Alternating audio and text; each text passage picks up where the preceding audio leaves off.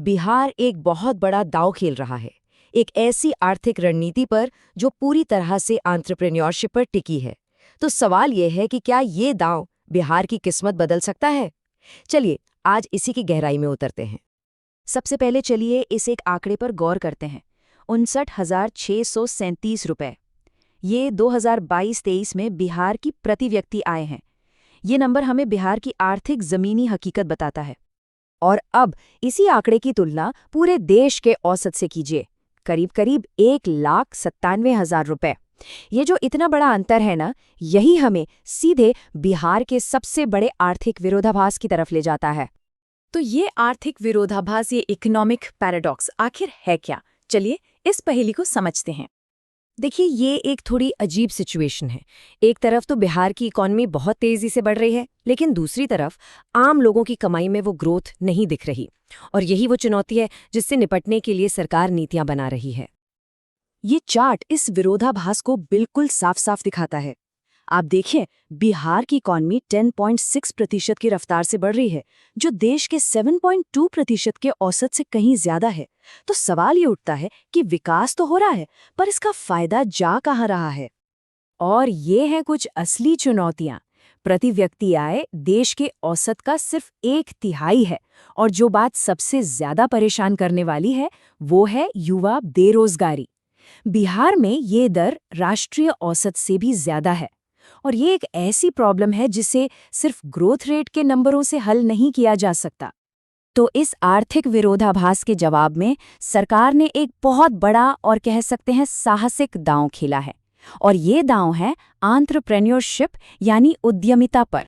सरकार की नीतियों के पीछे जो सोच है ना, वो ये है, लक्ष्य सिर्फ जॉब्स पैदा करना नहीं है, बल्कि एक ऐसी पीढ़ी तैयार करना है जो खुद मालिक बने, खुद उद्यमी बने और दूसरों को नौकरी दे।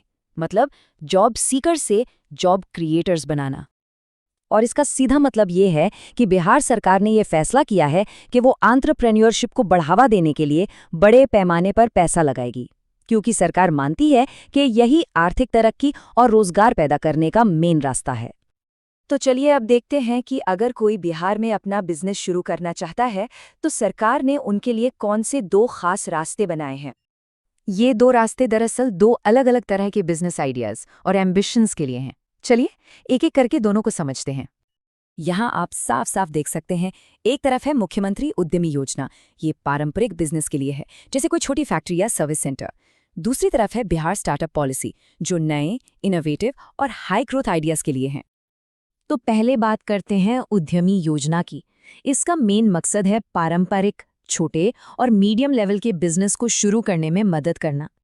इस स्कीम की सबसे बड़ी बात है इसका फाइनेंशियल पैकेज। कुल 10 लाख रुपए मिलते हैं। इसमें से 5 लाख तो सब्सिडी है, मतलब ये पैसा लौटाना ही नहीं है। बाकी के 5 लाख का लोन है, जिस पर महिलाओं और आरक्षित वर्गों के लिए कोई ब्याज नहीं, 0%। और इसे चुकाने के लिए 7 साल में 84 आसान किश्तें मिलती हैं। इसका जो एप्लीकेशन प्रोसेस है वो पूरी तरह से ऑनलाइन है, जो काफी आसान बनाता है। लेकिन एक बहुत जरूरी बात है, इसमें फाइनल सिलेक्शन किसी इंटरव्यू या प्रोजेक्ट की जांच से नहीं होता, बल्कि एक कंप्यूटराइज्ड लॉटरी सिस्टम से होता है। अच्छा, अब चलते हैं दूसरे रास्ते पर, बिहार स्टार्टअप नीति। इसका मकसद सिर्फ पैसा देना नहीं है, इसका मकसद एक पूरा इकोसिस्टम, एक ऐसा माहौल बनाना है जहां नए और तेजी से बढ़ने वाले इनोवेटिव आइडियाज कामयाब हो सकें। ये पॉलिसी सिर्फ पैसों से कहीं बढ़कर है। इसमें 10 साल के लिए 10 लाख का इंटरेस्ट फ्री सीड लोन मिलता है। इसके अलावा एंजल इन्वेस्टर्स से जुड़ने का मौका, मेंटरशिप और को-वर्किंग स्पेस जैसी कई सुविधाएं मिलती हैं, जो किसी भी नए स्टार्टअप के लिए बहुत जरूरी होती हैं। अच्छा, कागजों पर तो ये सारी नीतियां बहुत अच्छी लगती हैं, लेकिन जमीन पर असल में क्या हो रहा है? चलिए अब कहानी के इस सबसे जरूरी हिस्से पर एक नजर डालते हैं। ये एक न्यूज़ रिपोर्ट का हिस्सा है और ये हमें याद दिलाता है कि अच्छी योजनाओं को लागू करना हमेशा आसान नहीं होता। ये दिखाता है कि कुछ मामलों में ये योजनाएं अपने असली मकसद तक नहीं पहुंच पा रही हैं। तो जमीन पर ये एक असली समस्या है। कुछ लोगों ने फंड ले लिए, लेकिन बिजनेस शुरू ही नहीं किया। जाहिर है, प्रशासन को फिर रिकवरी के लिए एक्शन लेना पड़ा। और ये इस कहानी का एक बहुत ही अहम, एक रियलिटी चेक वाला पहलू है। लेकिन कहानी का दूसरा पहलू देखना भी उतना ही जरूरी है।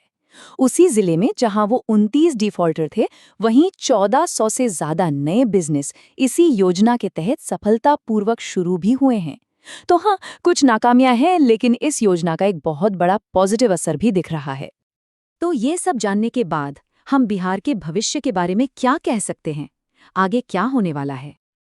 अगर हम इसे समेटें तो बिहार एक बहुत बड़ा और साहसिक प्रयोग कर रहा है।